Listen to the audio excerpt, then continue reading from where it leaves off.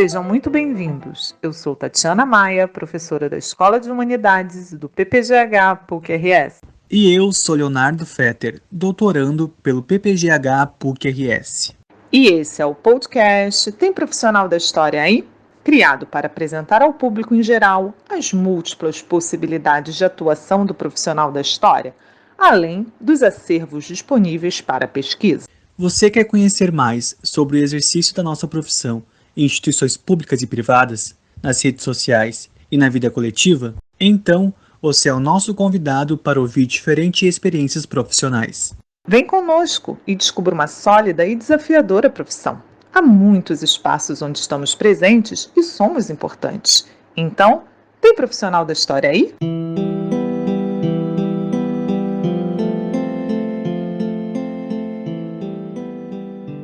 O nosso convidado de hoje é César Augusto Barcelos Guazelli. Guazelli é professor titular do Departamento de História da Universidade Federal do Rio Grande do Sul. É licenciado e mestre pela mesma instituição e doutor em História Social pela Universidade Federal do Rio de Janeiro, com pós-doutorado na Universidade Nacional de General Sarmento, na Universidade de Lisboa e na Universidade Federal de São Paulo. Atua tanto no Departamento de História, como no quadro permanente do Programa de Pós-Graduação em História e do Mestrado Profissional em História da URGS. Guazelli é pesquisador do CNPq e vem conversar conosco sobre sua opção pela história, a atuação dos historiadores nas efemérides e seu trabalho como assessor histórico para a minissérie Casa das Sete Mulheres, da TV Globo. Muito obrigada, Guazelli, por participar deste projeto.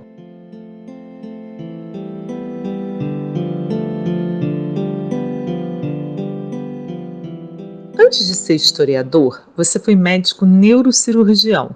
Como foi sua decisão de trocar a medicina pela história?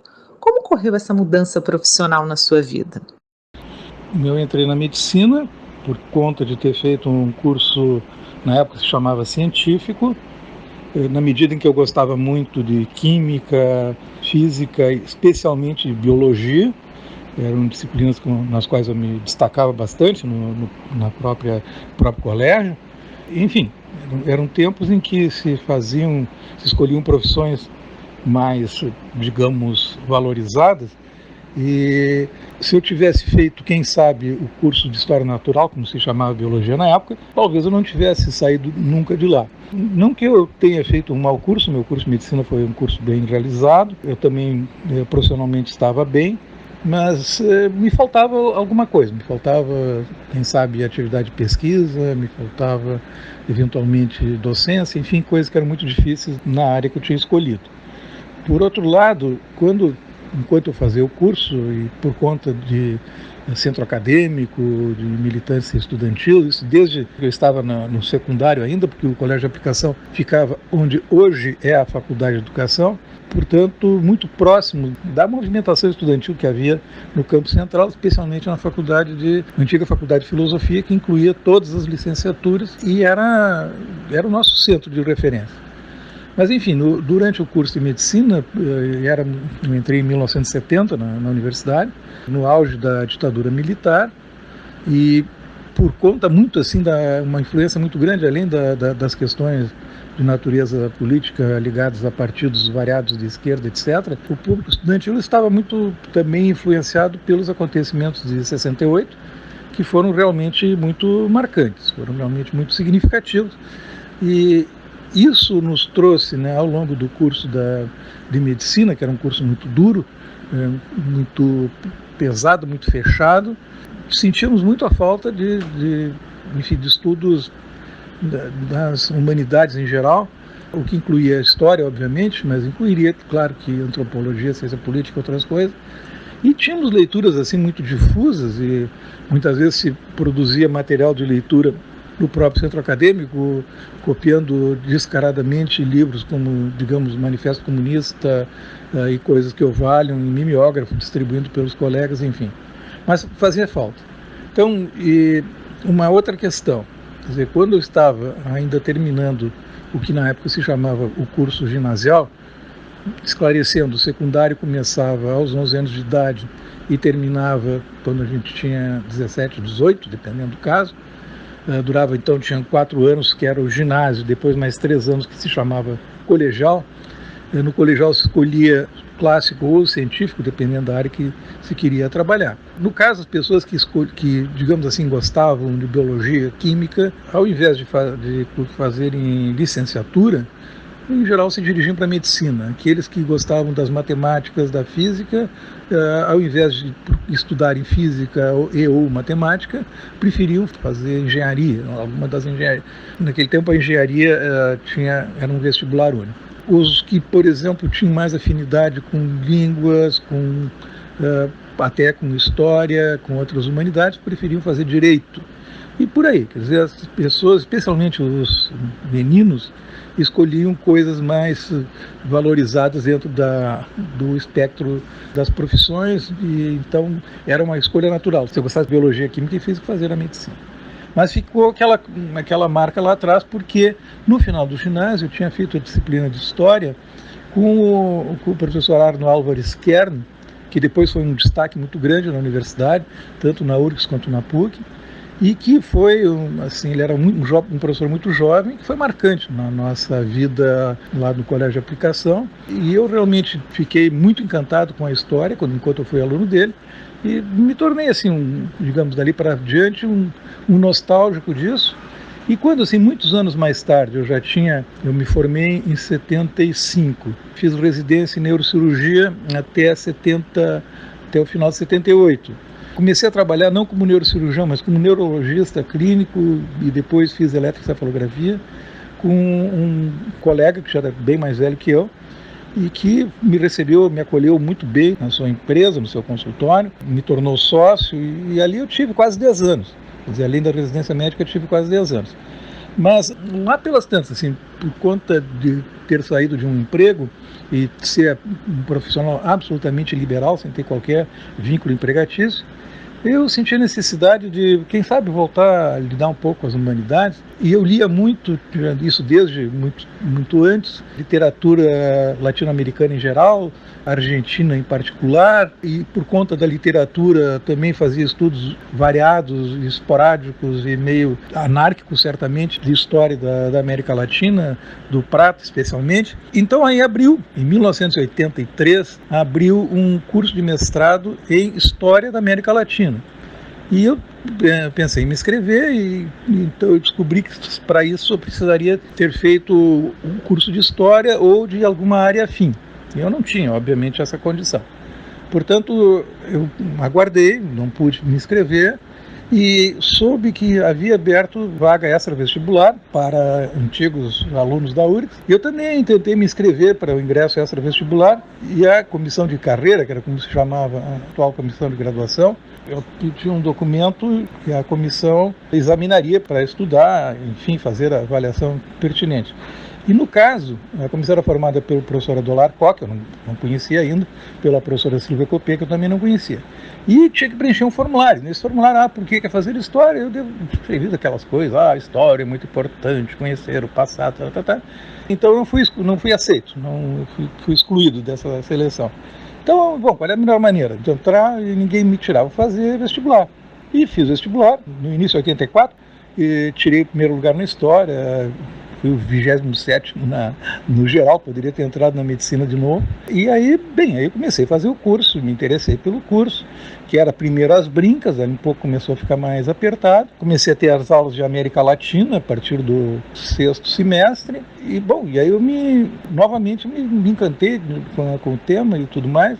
E quando abriu no final de 85, abriu um mestrado lá na História, eu também tentei me inscrever no mestrado, não tinha o diploma na área afim, mas pareci na reunião que houve para decidir como fazer o mestrado, etc.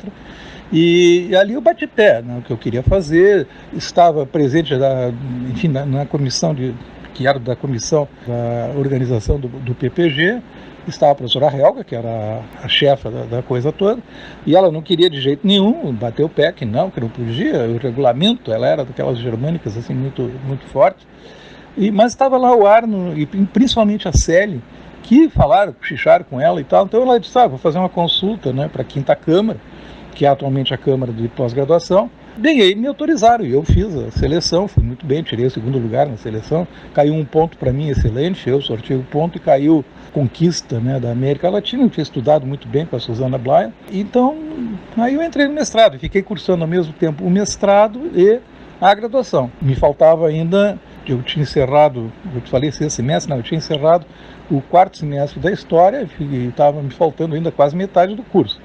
E eu consegui compatibilizar, matando uma aula aqui, matando outra aula ali, acertei com os professores. Então eu terminei as disciplinas da graduação praticamente junto com o final da licenciatura na História. E aí, no semestre seguinte, eu estou falando já do 7º semestre, eu tinha terminado a graduação em 7 semestres, e tinha terminado o 3º semestre da pós, então isso nós estamos na metade de 87, eu entrei no curso em 84, no curso de graduação, e em 86 no curso de pós-graduação. Eu ainda pedi um reingresso para fazer o bacharelado, que depois eu tranquei porque abriu o concurso para professor de História. Faleceu uma professora num acidente de trânsito, a professora Jane Aita. Foi um caso assim, muito traumático para todos, mas enfim, foi aberto o concurso. E nós era a Cláudia Vastre, Noélia Osório e eu, que tínhamos um grupo de estudos feito lá no mestrado, estudamos loucamente, e quando aconteceu o concurso em maio de 88, nós fizemos e fomos aprovados. Havia uma vaga só, que era a vaga da Cláudia, para que tinha tirado o 1º lugar. Eu tirei o 2º de novo, a Hélia o 3º, repetindo assim a seleção para o mestrado. A Cláudia tinha a vaga assegurada, teve um rapaz que entrou com um processo e tal, mas no final, em outubro, ela foi chamada. Mientras tanto, a Silvia Petersen, que era a coordenadora, tinha nos comunicado que a CAPES havia criado as bolsas sanduíche, e essas bolsas sanduíche eram também válidas para mestrado em áreas consideradas carentes, no caso, História da América. Então, nós pedimos a bolsa sanduíche, foi a criação da bolsa sanduíche, e eu pedi para ir para a Argentina, me concederam, então eu passei 6 meses, a partir de julho de 88, eu tinha 6 meses para fazer a minha pesquisa, e claro, aí eu já larguei o consultório, deixei uma pessoa lá no meu lugar. Enfim, na Argentina eu mais aproveitei a própria Argentina do que estudei, mas enfim, trouxe um material de pesquisa suficiente para fazer o mestrado. E quando eu vim em novembro para Porto Alegre para passar meu aniversário, aniversariei dia 17 de novembro, dia 18 eu fui chamado para assumir, porque houve uma leva de aposentadorias de professores antigos, e aí abriu uma vaga. E aí, então, em 88, eu já comecei dando aula de Idade Média Oriental e Teoria e Metodologia da História. Então, acho que seria isso.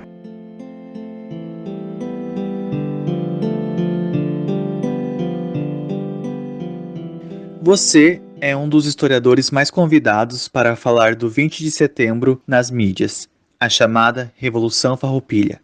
Trata-se de uma data importante para o Rio Grande do Sul, alvo de constantes disputas de memória. Como abordar uma memória sensível no espaço público?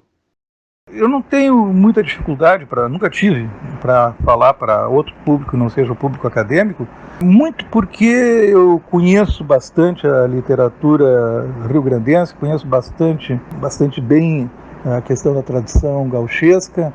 Meu pai foi, lá nos anos 50, o segundo patrão do CTG Porteira do Rio Grande, que é Vacaria, na minha terra não, a terra do meu pai, mas onde eu me criei, e portanto eu tinha tios que eram fazendeiros, e eu desde pequeno frequentava, junto com meu pai, com a família, obviamente, as fazendas desses tios, e assim, com 5 anos eu já andava a cavalo, dos 5 aos 11 anos, foi quando eu morei, o tempo que eu morei, eu com 11 anos vim morar em Porto Alegre, então eu frequentava muito o campo, participava das lides campeiras, era um bom cavaleiro, enfim. Então, nunca tive problemas em relação a essa tradição gauchesca, conheci literatura, conheci a música, etc, etc. Então, quando me convido muito para eventos acontecidos justamente em centros de tradição, ou em ocasiões festivas, comemorativas da Guerra dos Farrapos, programas de televisão, até mesmo lá no próprio parque, né, onde se dá, enfim, o acampamento Farroupilha, porque eu sei o que é que eles pensam e eles sabem, e eu consigo me fazer entender a partir de uma visão que eles compreendem, que eu sou um pesquisador, que lido com documentos, e eu já tive conversa com gente importante do MTG, o Edson Otto, o Manuelito Savariz, que também é um rapaz que tinha curso de História lá em Caxias, o Antônio Augusto Fagundes, que além de era um advogado e tinha feito mestrado em Antropologia, tem uma dissertação de mestrado muito boa sobre as santas prostitutas. Então eles tinham uma abertura assim, para ouvir o que eu tinha a dizer, a questão do tratamento que se dava na pesquisa histórica, que era diferente do que eles davam como folcloristas ou como pessoas que festejavam aquilo que é o mito de origem da nossa pequena pátria. Claro que tem que se entender muito bem a posição subalterna que o Rio Grande do Sul sempre teve em relação ao país, especialmente as disputas relativas aos centros de poder, no Rio de Janeiro no século XIX, São Paulo no século XX, e a forma como essa reação se processa num mundo de fronteira. Ou seja, a importância política, né, de uma província ou de um estado que economicamente não tem importância maior, ela se torna geopoliticamente, eu não gosto da expressão, sobremaneira muito acima do que teria ou quem sabe deveria ter por conta de uma fronteira. Não por acaso o exército mais poderoso daqueles tantos que o país tem é o Terceiro Exército, que é quem cuida dessa fronteira sul, da fronteira platina, enfim. E claro, por conta da vizinhança, das parecenças, né, os vizinhos, mesmo que sejam inimigos, eles se tornam parecidos. Então essa tradição gauchesca que se criou, ela faz parte também de uma continuidade que existiria em relação ao mundo platino, talvez mais Uruguai do que a própria Argentina, mas enfim, música, hábitos, comidas, e até esses festejos, eles têm uma semelhança muito grande. Quem conseguiu tornar esse mito do gaúcho de uma forma mais orgânica foi o governo da República Velha, o governo positivista, justamente, do Júlio de Castilhos, do Borges Medeiros, que não eram portadores dessa tradição, eles não eram estanceiros, não eram da região da fronteira, mas souberam muito bem utilizar um elemento que foi recuperado. O gaúcho era símbolo de marginal, era símbolo de bandido, era a mesma coisa que ladrão, contrabandista, enfim.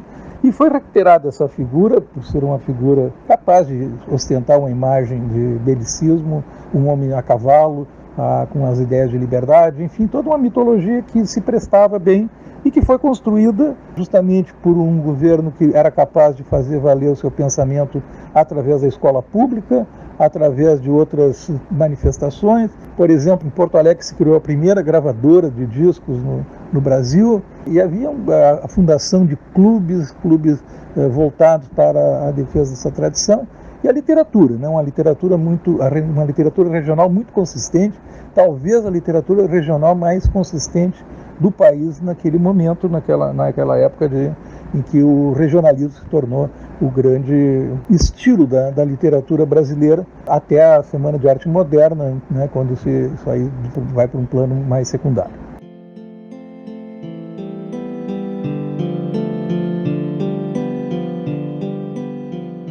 Poderia nos falar sobre sua atuação na assessoria histórica da minissérie da Rede Globo A Casa das Sete Mulheres? Como o historiador pode atuar em produtos culturais onde narrativa ficcional e conhecimento histórico se intercambiam? A Casa das Sete Mulheres foi uma situação muito, muito interessante. Nem me lembro que ano foi isso, mas eu comparecia sempre em programas de rádio. Eu estava foi um dia que eu tinha participado de um programa polêmica do Lauro Quadros, na Rádio Gaúcha, acho que era das 10 horas até as 11h30 da manhã, e eu fui escutado pelo Werner Schumann, que tinha sido o ator no filme Neto Perde a Sua Alma, que foi um filme que marcou a época, pelo menos aqui no Rio Grande do Sul, foi um filme baseado num livro do Tabajara Ruz. Ele apareceu um ator muito, muito destacado. O Werner é formado em História, lá na URGS, ele foi da turma da Cláudia Wasserman. Então, ele, claro, a partir do conhecimento histórico e a partir, digamos, do que ele ouviu dessa mesa, né, desse debate lá no programa do Lauro Quadros, ele sugeriu que a Globo me chamasse para fazer uma fala sobre Revolução Farroupilha, história do Rio Grande do Sul, na primeira reunião que teve o elenco, né, justamente da Casa das Sete Mulheres. O que me obrigou a ler apressadamente o livro da Letícia Verchovsky. O livro se chama, é homônimo, né, A Casa das Sete Mulheres, que é uma ideia muito boa, talvez atrás de não sei, ela poderia ser mais consistente, mas também não podemos exigir de uma escritora, enfim, que não tem uma formação histórica, que ela faça discussões que são nós que fazemos, né, sobre a questão da mulher, sobre a questão como era a situação nas guerras platinas, o que as mulheres faziam, o que as mulheres não faziam. Quer dizer, nessa época ainda não havia estudos muito aprofundados, que mais tarde, por exemplo, uma aluna minha, Carla Menegatti, fez sobre essas mulheres atuando de uma forma muito incisiva nas próprias economias estanceiras, charqueadoras, etc. Mas se sabia muito pouco. Mas a ideia era muito boa, quer dizer, uma ideia semelhante àquela da Mary Zillion Bradley, que escreve As Brumas de Avalon, fazendo uma história feminista, digamos assim, da lenda arturiana. Depois ela própria fez, né, O Incêndio de Troia, que é uma visão da Guerra de Troia a partir do olhar da Cassandra, a irmã do Paris, do Heitor, etc. Então ela fez, fazendo uma reunião de mulheres, as mulheres, né, presas, mulheres confinadas numa estância, e a partir daí desenvolveu o tema. Então era essa a história que eu tinha que comentar, que servia de mote para eu fazer, né, a minha fala. Ela já estava mais ou menos pensada, né? Eu vou contar uma história do Rio Grande, contar uma história da Guerra dos Farrapos, e vamos ver o que o pessoal acha. A minha grande surpresa, na verdade, não foi terem me convidado, não foi a direção da série ter também apoiado isso, mas algo que eu nunca tinha me dado conta. Um profissionalismo muito grande daqueles atores, em geral, não particularizaria nenhum deles, mas enfim, leitura sobre a vida das personagens que eles representavam, querendo saber como as pessoas se relacionavam, querendo saber, enfim, de coisas que apareciam numa história escrita na própria literatura, mas que eles não sabiam como interpretar. Exemplo, as cartas são muito formais, tanto entre esses combatentes como entre eles e seus familiares. Há uma correspondência muito importante entre o Domingos José de Almeida, que é a grande liderança, vamos chamar assim, intelectual da guerra. À medida em que ele era um homem letrado, ele tinha uma biblioteca impressionante de 45 volumes, para a época era uma coisa muito grande, e ele tem uma correspondência muito rica com a mulher dele. Então, quem fazia o papel da irmã malvada do Bento Gonçalves, a mãe da Manuela, era a Nívia Maria, e a Nívia queria saber como é que as pessoas conversavam, se tinha a mesma formalidade com o que aparecia nos documentos. Então eu tive que responder que não sabia, que ninguém poderia saber, mas eu fiz uma analogia, né, que mesmo hoje a correspondência àquilo que se escreve não é exatamente como se fala. Eu usei como exemplo as cartas que a minha avó escrevia para as irmãs dela, que eram cheias de salamalecas, e minha excelentíssima, queridíssima fulana de tal, tomara que a graça do bom Deus tenha recaído sobre vós e sobre a sua família, parará, parará, parará. E, na verdade, quando elas estavam juntas, estavam sempre brincando, dizendo bobagem, dando risada. Então, a formalidade da escrita, ela pode diferir muito do cotidiano, e eu disse, olha, vai caber a vocês, não sei de que maneira, improvisarem. Vocês estão tem um papel que é um papel importante, onde nele cabem, né, as mais variadas possibilidades. Mas eu não recomendo, por exemplo, fui me metendo, né? Eu não acho que vocês necessitem tentar imitar, por exemplo, o sotaque das pessoas, o sotaque, como falar como gaúcho, porque vocês não vão conseguir, é muito difícil, não vão conseguir fazer direito, pode ficar meio ridículo, e também não se sabe como é que se falava no passado. Esse tipo de questão, então, foi muito, muito presente, foi algo que me surpreendeu muito, porque todos eles tinham perguntas assim. Não me lembro mais o nome da atriz, a que fez a Manuela, que foi a primeira namorada do Garibaldi, ela queria saber do Diário da Manuela. O Diário da Manuela não existe, aqui é prova encontrada, ele nunca foi encontrado, é uma invenção da escritora, é uma liberdade poética, mas ele não existe. E, bom, então coisas assim desse tipo foram me perguntando, que eu fui esclarecendo na medida do possível, e foi uma experiência muito interessante por conta justamente desse interesse. Eu não estava falando para um público-alvo que era completamente ignorante no que estava vendo. Eles tinham estudado, eles tinham lido, eles tinham falado sobre seus personagens, eles estavam, os homens, a maioria deles estavam fazendo um treinamento físico para atuarem como gaúchos. Eles estavam andando a cavalo. O Rio de Janeiro tem 3 CTGs. Eles estavam andando a cavalo, eles estavam tomando mate, eles estavam comendo carne gorda, enfim, eles estavam tratando de se habituar a coisas que seriam, né, características daquela época. Então foi uma experiência assim, realmente muito boa nesse sentido. Eu me senti muito à vontade e pude fazer um contraponto muito legal com esses atores, porque eles estavam realmente muito preparados.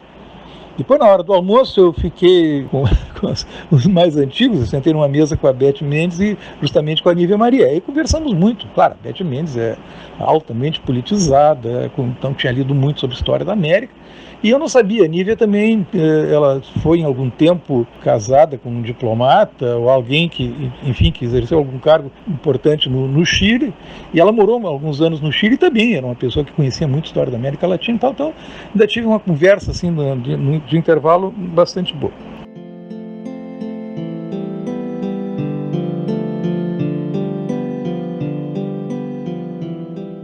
Muito obrigado, Guazelli, mais uma vez, por sua participação nesse projeto. E para todas e todos que nos acompanham, esperamos que tenham gostado dessa entrevista. Convidamos vocês para nos seguir no Facebook, no Twitter e no Instagram. Participem, comentem as entrevistas e sugiram temas. Será um prazer dialogar com vocês e construir esse projeto coletivamente. A música que inicia esse podcast é Atraente, composição de Chiquinha Gonzaga, de 1877.